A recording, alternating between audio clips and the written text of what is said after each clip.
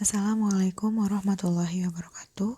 Perkenalkan, nama saya Lutfi Nurul Aini dengan NPM 1911100331 akan menjelaskan tentang pemikiran Al-Kindi dan Ibnu Sina.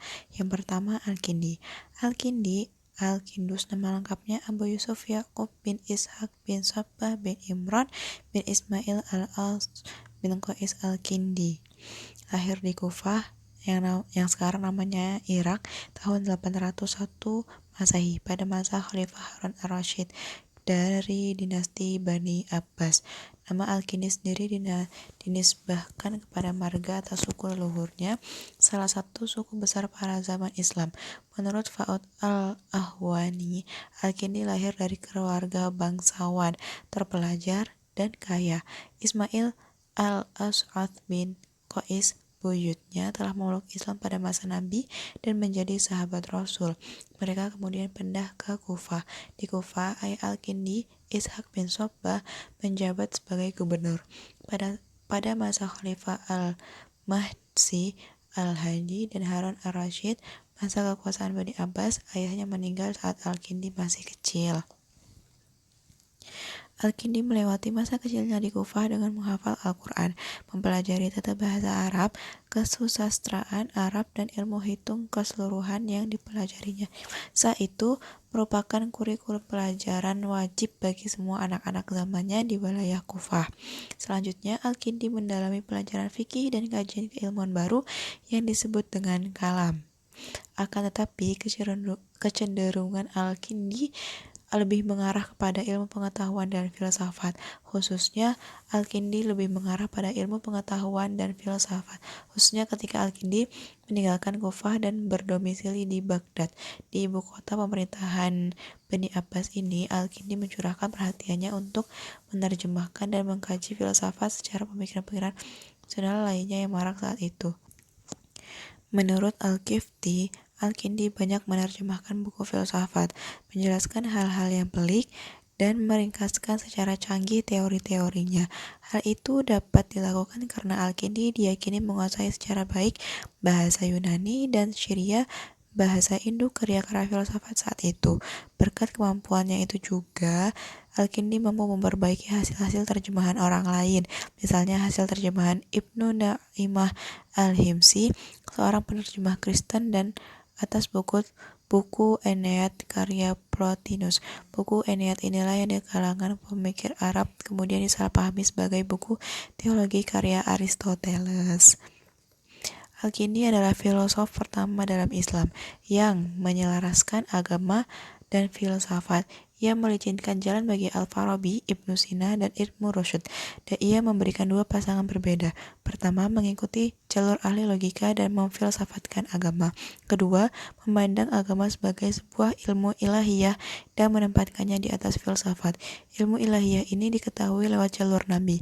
Oleh karena itu, ia melalui penafsiran filosofis agama menjadi selaras dengan filsafat. Bagi Al-Kindi, filsafat adalah ilmu dari segala ilmu dan kearifan dari segala kearifan. Filsafat dalam pandangan Al-Kindi bertujuan untuk memperkuat agama dan merupakan bagian dari kebudayaan Islam. Filsafat menurut Al-Kindi adalah batas mengetahui hakikat suatu sejarah, batas kemampuan manusia. Tujuan filsafat dalam teori adalah mengetahui kebenaran, dan dalam praktik adalah mengamalkan kebenaran atau kebajikan. Filsafat yang paling luhur, yang mulia adalah filsafat pertama, yang merupakan sebaba atau ilah bagi setiap kebenaran atau realitas. Oleh karena itu, filosof yang paling sempurna dan mulia harus mampu mencapai pengetahuan yang mulia itu. Mengetahui ilah itu lebih mulia dari mengetahui akibat atau makmulnya, karena kita hanya mengetahui sesuatu dengan sempurna bila mengetahui ilahnya. Pengetahuan tentang ilah pertama merupakan pengetahuan yang tersimpul mengenai semua aspek lain dari filsafat. Dia, ilah pertama, Tuhan adalah paling mulia, awal dari jenis manusia, dan tertib dalam ilmiah, dan mendahului zaman karena dia adalah ilah bagi zaman. Kedua, ada Ibnu Sina. Ibn Avicenna adalah salah satu seorang pemikir yang tampil ke muka dunia. Wujud ilmu pengetahuan yang ia hasilkan juga tak lepas dari pandangan dan pengetahuan generasi sebelumnya. Pemikiran rasional murni dan tradisi intelektual Hellenisme yang ia warisi, dan lebih jauh lagi dalam sistem keagamaan Islam. Jiwa adalah salah satu topik yang dibahas oleh Ibnu Sina, di mana jiwa manusia merupakan rahasia Tuhan yang terdapat pada hambanya dan menjadi kebesaran Tuhan pada makhluk-makhluknya, serta teka-teki kemanusiaan yang belum dapat dipecahkan dan barangkali tidak akan bisa dipecahkan dengan memuaskan.